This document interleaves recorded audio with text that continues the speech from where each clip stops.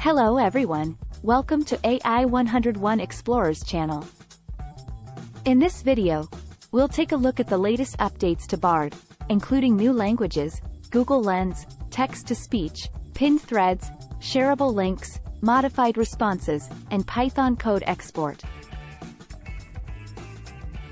These updates make Bard even more powerful and versatile, and they're sure to help you boost your imagination and creativity.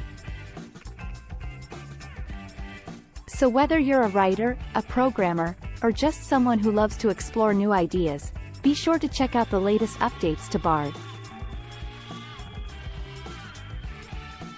Bard is now available in over 40 new languages and in more places, including all 27 countries in the European Union, EU, and Brazil.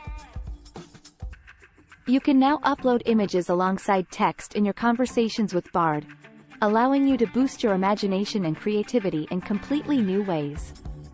We can't upload PDFs and everything else, but we can upload these three: JPEG, PNG, and WebP. So basically images. I uploaded a picture and let Bard to describe it. The answer looks good, even not 100% right. You can have your own try.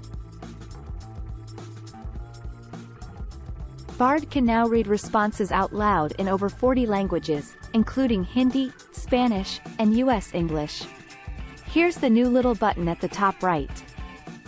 You can now pin and rename conversations, as well as share your Bard conversations with others. You can also modify Bard's responses by making them simpler, longer, shorter, more professional, or more casual.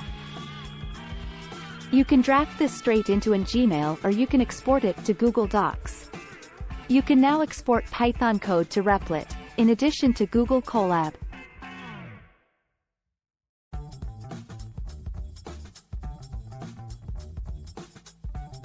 That's it for this video. If you found it interesting or useful, please do like and subscribe.